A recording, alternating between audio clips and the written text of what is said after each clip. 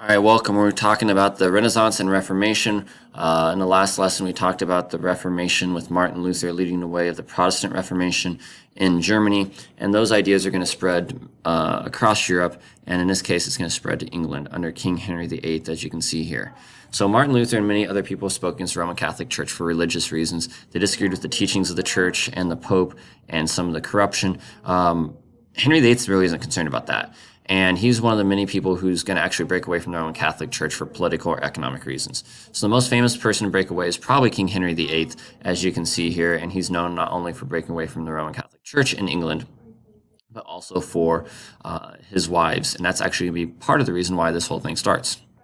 So King Henry VIII was king of England. He breaks away from the Roman Catholic Church for economic reasons, as well as political reasons, and as well as personal reasons dealing with his marriage.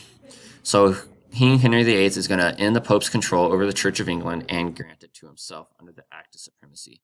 And we're going to talk about the Act of Supremacy later on. So Henry's going to come to odds of the Church when he wants to divorce, not technically divorce, but kind of divorce his wife, who's been married to for at least 18 years, Catherine of Aragon. So he's been married for a whole long time, and he wants a male heir to his throne, and he blames her for not giving him a son. So he's going to turn to the Pope and ask for a divorce, but rather than ask for a divorce, it's going to be called an annulment. An annulment would, rather than end the marriage, it would just cancel it completely.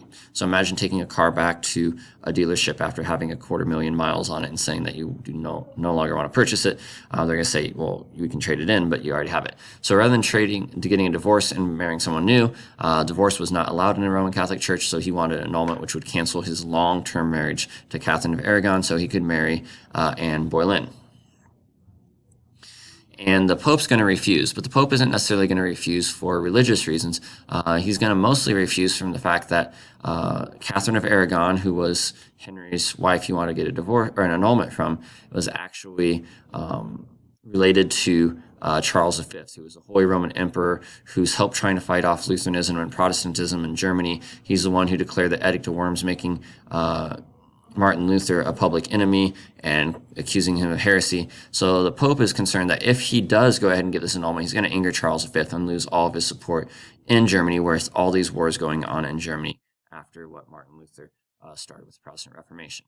So he denies the annulment. He says, I'm not going to cancel your marriage. So King Henry VIII becomes upset, and he takes the power of the English church away from the Roman Catholic Church and forms a new church called the Church of England, and he gives himself most of the power. So the church and the government are really combining here and becoming one in the same. A lot of people didn't like this, but anyone who opposed King Henry VIII was charged with treason and then killed, and then he was granted an annulment, which allowed him to marry what he wanted to do in the first place, Anne Boleyn. But this marriage did not last real long. After 3 years, he accused her of adultery, which probably isn't true. There's no evidence, but who knows, it may be true. But the truth is he already had a girl on the side that he wanted to marry called Jane Seymour.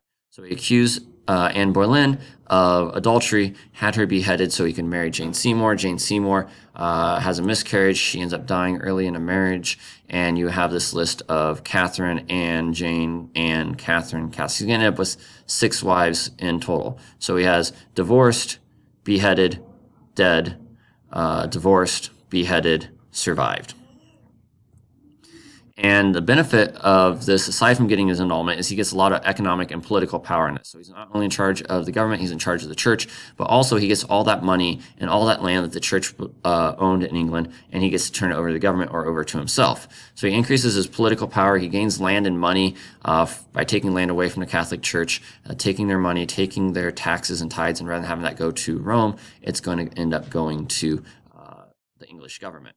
And between 1536 and 1540, he's going to close these English convents and monasteries and their churches. And he's going to take their wealth and their land as well, and he's going to become very wealthy. Now, a lot of this is going to switch after King Henry VIII dies. Eventually, his daughter Mary, known as Bloody Mary, is going to try to switch England back to from Protestantism of the Church of England back to the Roman Catholic Church.